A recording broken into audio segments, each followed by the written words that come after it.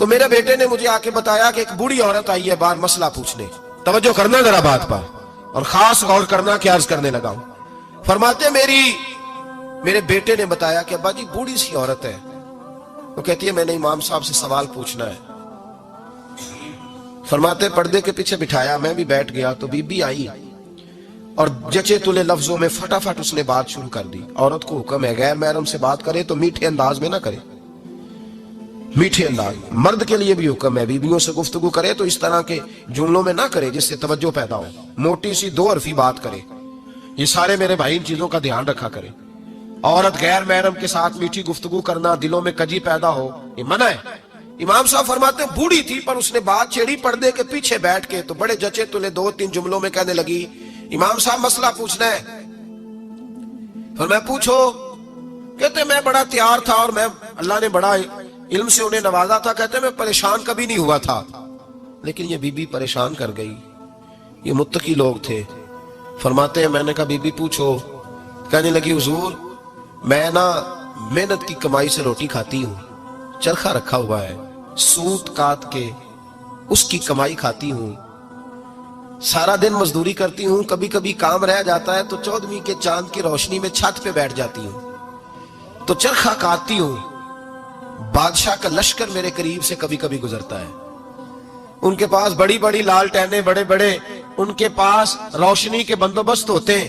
لشکر بادشاہ کا گزرتا ہے تو بہت بڑا لشکر ہوتا ہے, کئی کلومیٹر تک وہ گزرتا جاتا ہے, تو کئی دفعہ اچانک اس کی روشنی بھی میرے چرخے پہ پڑ جاتی ہے.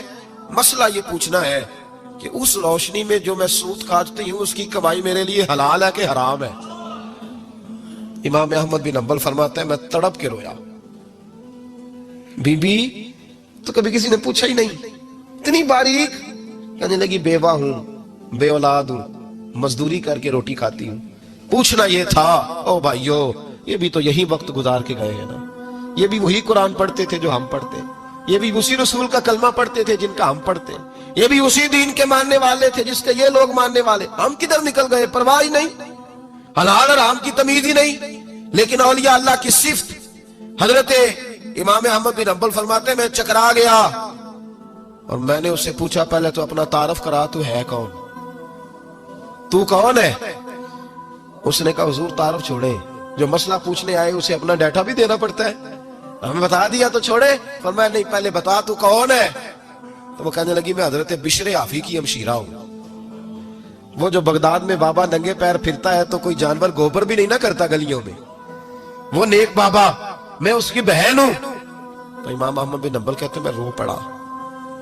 میں نے کہا آپا او میری بہن, کوئی اور آتا تو میں فتویٰ یہی دیتا کہ تو کو چھین کے روشنی تو نہیں نہ لیتی, خود پڑ جاتی ہے, جائز ہے تیرے لیے. لیکن تو چونکہ بشر حافی کی ہمشیرہ ہے تو تیرے لیے جائز نہیں, تو نہ یہ کر, تیرے لیے تقوی والا فیصلہ ہے میرا, تقوی والا, تو نہ یہ کام کر. امام احمد بن حنبل فرماتے ہیں بی بی چلی گئی پر میں ساری رات روتا رہا. وَقَانُوا يَتَّقُونَ, یہ پرہیزگار لوگ تھے. او بھائی ولی کی کرامت یہ